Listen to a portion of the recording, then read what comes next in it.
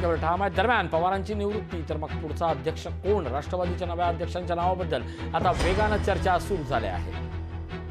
राष्ट्रवादीच्या कार्यकर्त्यांच्या मनातला नवा अध्यक्ष कोण, निवृत्ती मागे घेण्यावरून कार्यकर्त्यांचा दबाव एकीकडे वाढलाय तर दुसरीकडे सहमतीनं कोअर कमिटी कुणाच्या नावावर शिक्कामोर्तब करणार याकडेही लक्ष लागलंय। राष्ट्रवादीच्या अध्यक्षपदी, नव्या अध्यक्षपदी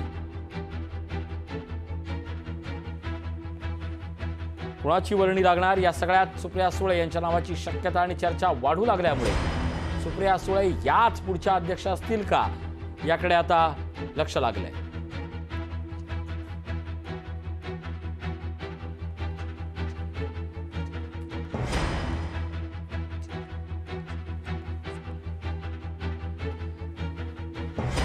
सुप्रिया सुळे यांच्या नावावर शिक्कामोर्तब वाढतंय, त्याच्या संदर्भातल्या बातम्या या आता वाढू लागल्या। कोअर कमिटी कोणाच्या नावावर शिक्कामोर्तब करणार याची उत्सुकता महाराष्ट्राच्या राजकारणाला लागली आहे।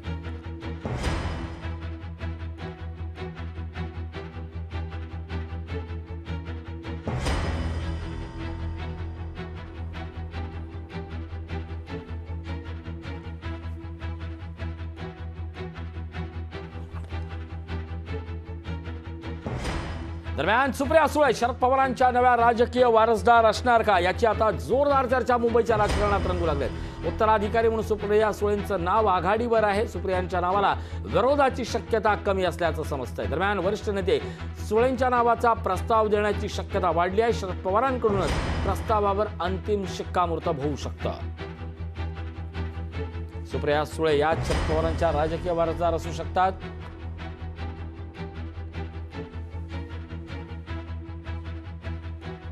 मोठी बातमी बघतो या क्षणाची, सुप्रिया यांच्या नावाला विरोधाची शक्यता ही नच्या बरोबर आहे। दरम्यान शरद पवारांकडूनच अंतिम प्रस्ताव येऊ शकतो आणि त्यानंतर या नावावर शिक्कामोर्तब होऊ शकतं। दरम्यान कोणत्या नावांची चर्चा सध्या सुरू आहे त्यावरही आपण नजर टाकणार आहोत। राष्ट्रवादीच्या अध्यक्षपदी आता कुणाची वर्णी लागणार यातली काही नावं ही आज दिवसभर जोरदार चर्चिली जात आहेत। त्या नावांच्या यादीवर नजर टाकूया। सगळ्यात अगोदर नाव सुप्रिया सुळे यांच्या नावाची चर्चा सुरू आहे। संसदीय कामकाजाचा प्रदीर्घ अनुभव, जमेची बाजू, राष्ट्रीय आणि राज्यस्तरीय राजकारणात एक स्वतंत्र छाप सोडण्यात सुप्रियाताई यशस्वी ठरल्या आहेत। आक्रमिक आणि संयमित कार्यकर्त्यांवरही नेतृत्वाची पकड ठेवण्याची क्षमता, शरद पवार यांची कन्या असल्यानं कार्यकर्त्यांची पहिली पसंती, अजित पवार यांच्याही नावाची चर्चा कालपासून सुरू होती। अजित पवार यांच्या नावाची चर्चा होण्याचं कारण म्हणजे महाराष्ट्राच्या राजकारणातलं एक मातब्बर नाव, मुख्यमंत्री पदाच्या शर्यतीतलं कायमच हुकुमी एक्का ठरणारं नाव, आक्रमक नेतृत्व, प्रशासकीय कामकाजावर पकड, संघटनात्मक पातळीवर नेतृत्वाची वेगळी छाप। प्रफुल्ल पटेल यांच्या राष्ट्रीय राजकारणाच्या निमित्तानं या नावाच्या बद्दलच्या चर्चाही वाढल्या आहेत। राष्ट्रवादी काँग्रेसमधलं ज्येष्ठ नेतृत्व, दिल्लीच्या राजकारणाचा प्रदीर्घ अनुभव,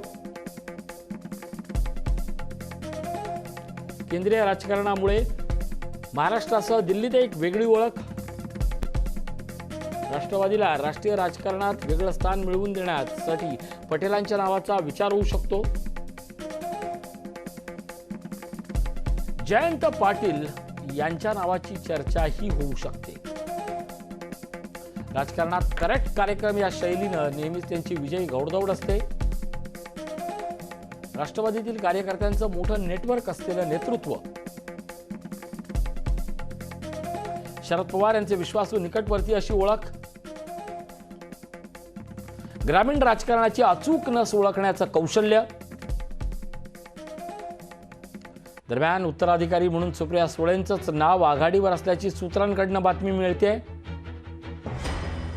मीनाक्षी म्हात्रे आमच्यासोबत जोडल्या जात आहेत। मीनाक्षी, आपण पाहतोय वेगवेगळ्या नावांची चर्चा होते, पण या सगळ्या नावांमध्ये सुप्रिया सुळेंचं नाव काहीसं आघाडीवर दिसते, काय सांगशील? अगदीच बरोबर आहे ऋषी. आपण काल जर पाहिलं तर शरद पवारांनी आपला अध्यक्षपदाचा राजीनामा देत जी काही घोषणा केली त्यानंतर कार्यकर्त्यांमध्ये आपण जर पाहिलं तर भाऊक वातावरण जे आहे ते पाहायला मिळालं. त्यानंतर असं देखील एक प्रकारे प्रश्न जो आहे तो उपस्थित केला होता की राष्ट्रीय अध्यक्षपदावरती शरद पवारच राहावे, त्यासोबतच कार्याध्यक्षाची नेमणूक जी आहे ती करण्यात यावी. मात्र दुसरीकडे आपण जर पाहिलं तर कार्याध्यक्ष म्हणून सुप्रिया सुळेंचं नाव देखील सुचवण्यात आलं होतं. मात्र आज आपण जर पाहिलं तर यावरती जर आपण पाहिलं तर शरद पवारांनी काल स्वतः या प्रस्ताव नाकारला होता. मात्र त्यानंतर आपण जर पाहिलं तर आज या संदर्भात समिती जी आहे ती निर्णय घेणार आहे. समितीची बैठक जी आहे ती आता यशवंतराव चव्हाण सेंटरमध्ये सुरू झालेली आहे. एकंदरीतच या समितीमध्ये आपण जर पाहिलं तर अजित पवार, सुनील तटकरे, रोहित पवार, आदिती तटकरे, सुप्रिया सुळे, स्वतः अध्यक्ष शरद पवार हे देखील उपस्थित आहेत आणि इतर राष्ट्रवादीचे वरिष्ठ नेते जे आहेत ते देखील या बैठकीमध्ये उपस्थित आहेत. एकंदरीतच आजच्या या बैठकीमध्ये प्रस्ताव जो आहे तो देखील ठेवण्यात येणार आहे, कारण आघाडीवरती सुप्रिया सुळेंचं नाव जे आहे ते देखील ठेवण्यात आलेलं आहे. एकंदरीतच पवार फॅक्टर जो आहे तो सुरू राहावा कायम, यासाठी सुप्रिया सुळेंचं नाव जे आहे ते आपण जर पाहिलं तर प्रथम दिवसावरती पुढे ठेवण्यात आलेलं आहे. त्यानंतर आपण जर पाहिलं तर जितेंद्र आव्हाडांनी आता राजीनामा दिल्याचं देखील कळत आहे. एकीकडे आपण जर पाहिलं तर आजच्या बैठकीसाठी जयंत पाटील जे आहेत ते गैरहजर आहेत, मात्र ते मुंबईत नाही आहेत, आजच्या बैठकीमध्ये ते उपस्थित नाही आहेत. कुठेतरी शरद पवारांचा हा जो निर्णय आहे तो त्यांनी मागे घ्यावा, यासाठी आपण जर पाहिलं तर जितेंद्र आव्हाडांनी आणि तिथल्या ठाणा, मुंब्रा या ठिकाणचे जे काही कार्यकर्ते आहेत, पदाधिकारी आहेत, त्यांनी देखील राजीनामे देण्यास सुरुवात केलेली आहेत. मात्र शरद पवार आपल्या निर्णयावरती ठाम आहेत आणि या संदर्भात आपण जर पाहिलं तर 2 ते 3 दिवसाची कालावधी म्हणजेच वेळ जो आहे तो शरद पवारांनी मागितलेला आहे. यावरती फेरविचार करून आपला निर्णय जो आहे तो पुन्हा एकदा कार्यकर्त्यांच्या समोर, नेत्यांच्या समोर मांडणार आहेत. तरीसुद्धा आपण जर पाहिलं तर आजच्या या समितीमध्ये काय चर्चा होते नेमकं हे देखील पाहणं तितकंच महत्त्वाचं राहणार आहे, कारण आजच्या या समितीमध्ये नवीन अध्यक्षपदासाठी कोणाची नेमणूक करता येते की नाही हे देखील पाहणं तितकंच महत्त्वाचं राहील. पण जोपर्यंत शरद पवार आपली अंतिम निर्णय जो आहे तो घोषित करत नाहीत तोपर्यंत आजच्या या समितीमध्ये नेमकं काय चर्चित झालेलं आहे हे समोर येणार नाहीये. तरी सुद्धा आपण जर पाहिलं तर या समितीची बैठक जी आहे ती सुरू झालेली आहे आणि समितीच्या बैठकीमध्ये 10 ते 12 राष्ट्रवादीचे वरिष्ठ नेते जे आहेत ते उपस्थित आहेत. अनिल पाटील असो, त्याचबरोबर अजित पवार असो, हे सगळेच या बैठकीमध्ये उपस्थित आहेत. त्यामुळे या बैठकीमध्ये नेमकं काय चर्चा होते हे देखील पाहणं महत्त्वाचं राहणार.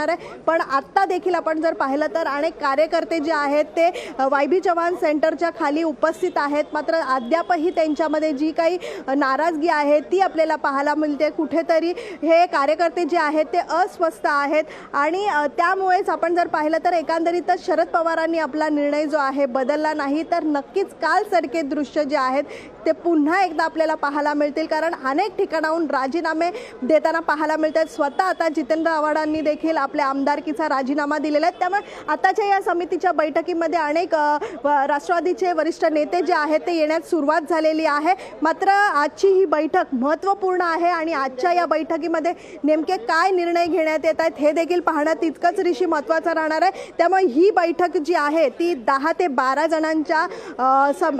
जणांच्या लोकांच्या मध्ये ही समिती जी आहे ती स्थापित करण्यात आलेली आहे आणि या समितीमध्ये आता काय नेमकं चर्चा होतात हेच देखील पाहणं तितकंच महत्त्वाचं राहणार आहे. त्यामुळे सुप्रिया सुळेंच्या नावाचा जो प्रस्ताव आहे तो मंजूर केला जातो की नाही, कारण सुप्रिया सुळेंच्या नावाला आपण जर पाहिलं तर अगदी कमी विरोध जो आहे तो करताना आपल्याला पाहायला मिळतील, कारण सुप्रिया सुळेंचं नाव जो आहे तो आघाडीवरती असल्यामुळे कुठेतरी आपण जर पाहिलं तर यांच्या नावाला कुठेही विरोध होताना पाहायला मिळणार नाही, कारण शरद पवार यांची मुलगी सुप्रिया सुळे आहे आणि कुठेतरी पवार फॅक्टर हा सुरू राहावा यासाठी त्यांचं नाव जे आहे ते सुचवलं जाऊ शकतो. मात्र दुसऱ्या नंबरवरती आपण जर पाहिलं तर छगन भुजबळ असतील, त्याचबरोबर जयंत पाटील असतील.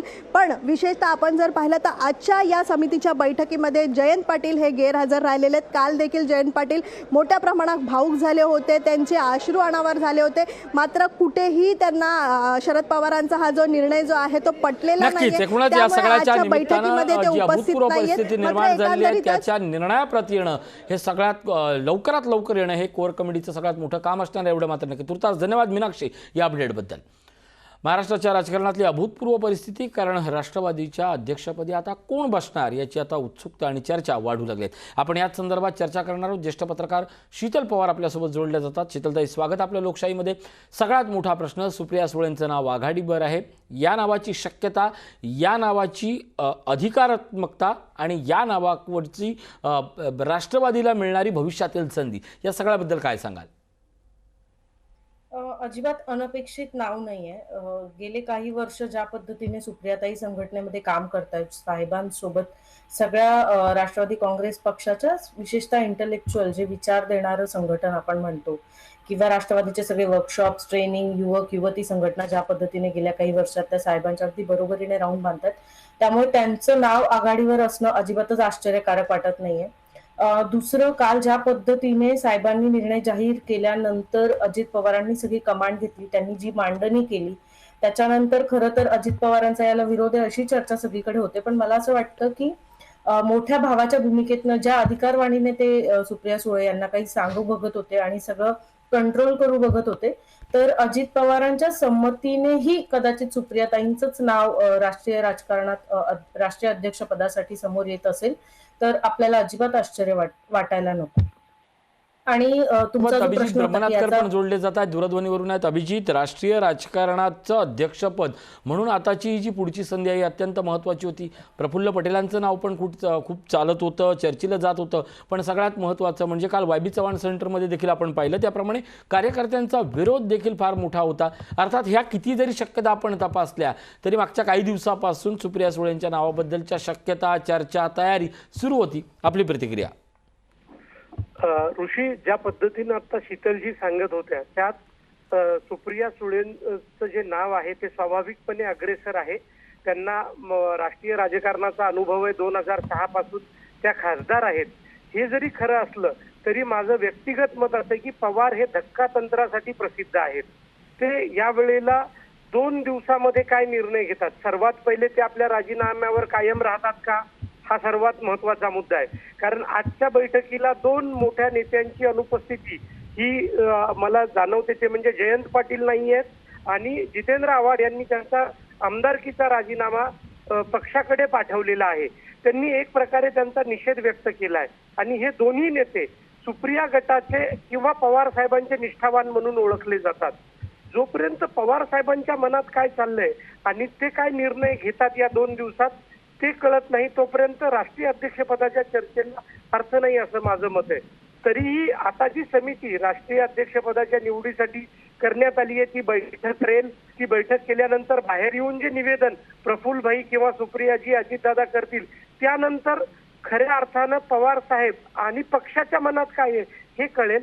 आणि मला वाटतं चित्र स्पष्ट व्हायला अजून 2 दिवस लागतील, आजचा आणि उद्याचा दिवस लागेल. ऋषी, आपण बोलूया. अभिजित, आपल्यासोबत शीतलताई देखील आहे. शीतलताई, हाच मुद्दा अत्यंत महत्त्वाचा आहे. पवारांचं नाव हे या सगळ्यातलं धक्कातंत्राचं म्हणून देखील ओळखलं जातं. पण या वेळेला असं धक्कातंत्र अपेक्षित आहे का? कारण मुद्दा असा आहे, राष्ट्रीय ओळख. मी मगाशी हेमंत देसाईंशी बोलताना हाच मुद्दा आणला की अकाली दलचा जो एक राष्ट्रीय राजकारणातला जो एक स्थान आहे तेच राष्ट्रवादीसारख्या तुलनेत जर पाहायला गेलं तर ज्या पद्धतीनं कुटुंब, कौर कुटुंब, तसं पवार कुटुंब, असा विचार करताना फळी म्हणून पुढे नेताना, नेतृत्व म्हणून पुढे नेताना अन्य नावाचा विचार हा दिल्लीवर तेवढा होऊ शकतो का? प्रफुल्ल पटेल यांचं नाव दिल्लीतलं जरी मोठं असलं तरी कार्यकर्त्यांचा भाजपकडे झुकणारी ओळख हा झालेला समज हा कदाचित प्रफुल्ल पटेल या नावासाठी मारक ठरू शकतो.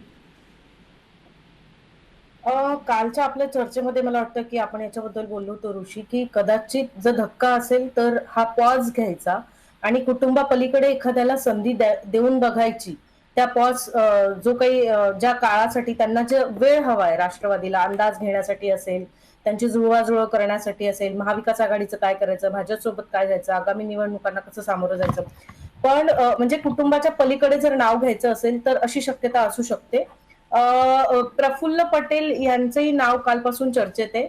पण अजित पवारांनी काल जी मांडणी केली की साहेबांच्या नेतृत्वाखाली असा एखाद्या व्यक्तीला संधी मिळाली तर आपली काही हरकत नसावी, त्या सगळ्या पार्श्वभूमीवर पटेलांचंही नाव समोर येऊ शकतं.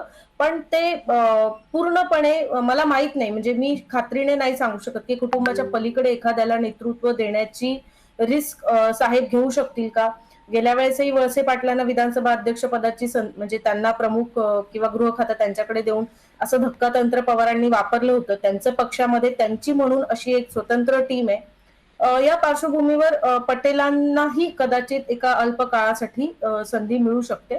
पण मला अजूनही असं वाटतं की कुटुंबातलंच एखादं नाव पुढे येऊ शकेल. कुटुंबातलंच नाव पुढे येण्याची शक्यता वाढलेली आहे. या सगळ्याच्या निमित्तानं अभिजित देखील आपल्यासोबत आहेत दूरध्वनीवरून. अभिजित, महत्त्वाचा प्रश्न, नव्या अध्यक्षांकडे जो कोणी येईल त्यांच्याकडे विशेषत्वानं पक्षाची राष्ट्रीय ओळख गेल्यानंतर राष्ट्रीय ठसा उमटवण्याची जबाबदारी, महाराष्ट्र नव्यानं बांधण्याची जबाबदारी, मवियासोबत राहण्याची जबाबदारी, कोणत्या आव्हानांची मालिका आहे आणि त्या आव्हानांसाठी कोणते नाव सगळ्यात आघाडीवर असू शकतं? ऋषी, जो कोणी राष्ट्रवादी काँग्रेस पक्षाचा अध्यक्ष होईल त्याच्यासमोर सर्वात मोठं आव्हान जे असेल ते म्हणजे लोकसभा निवडणुकीचं असेल. लोकसभा निवडणूक अवघ्या 1 वर्षावर आलेली आहे. ती निवडणूक आपण महाविकास आघाडी सहित लढवायची का भाजपचा मित्रपक्ष होऊन लढवायची याचा पहिले निर्णय करावा लागेल. आणि दुसरं सर्वात महत्वाची गोष्ट, राष्ट्रीय राजकारणात एक पवारांनी धर्मनिरपेक्ष अशी प्रतिमा जपलेली आहे. ती प्रतिमा जर जपायची असेल तर त्यांना युपीएचा घटक पक्ष म्हणून राहावं लागेल. आणि एक तर ती युपीएची ओळख घेऊन पुढे जायचं का तिसरी आघाडी देशात सुद्धा उभी करायची, ज्याला तिसरा मोर्चा म्हटलं जातं. असे वेगवेगळे निर्णय त्या राष्ट्रीय अध्यक्षाला घ्यावे लागतील. आणि त्यासाठी एखादा निर्णय चुकला तर त्याचा थेट परिणाम पक्षाच्या पुढील वाटचालीवर होतो, हे आपण पाहिलेलं आहे. माझी माहिती अशी आहे की बऱ्याच दिवसापासून तेलंगणाचे मुख्यमंत्री के चंद्रशेखर राव पवार साहेबांना वेळ मागतात, परंतु पवार साहेबांनी वेळ दिलेली नाहीये. तर पवार साहेबांचा हा निर्णय होणं अपेक्षित होतं किंवा तो प्रक्रियेत असेल, त्यामुळे पवार साहेबांनी वेळ दिलेली नाहीये. त्यामुळे अजून एक 4-5 दिवस त्यांचा निर्णय व्हायला आणि मग पक्ष म्हणून निर्णय झाल्यावर जो कोणी नवीन अध्यक्ष येईल किंवा पवार साहेबच अध्यक्षपदी कायम राहिले तर त्यानंतर प्रक्रिया आणि भूमिका स्पष्ट होतील. आपल्यासोबत शीतलताई आहे. शीतलताई, हाच प्रश्न अत्यंत महत्त्वाचा आहे, जरतरचा प्रश्न आहे. कोणाकडेही नेतृत्वाची जरी धुरा दिली तरी आगामी काळात, अर्थात शरद पवारांनी याची सगळ्याची उत्तरं न बोलता काल दिली आहेत, पण आगामी काळात पक्षाच्या फुटीची, म्हणजे कुणाकडेही दिल्यानंतर कोणतरी नाराज होणार ही संभावना लक्षात घेता फुटीची शक्यता जवळच्या राजकारणात जवळच्या दिवसात दिसते?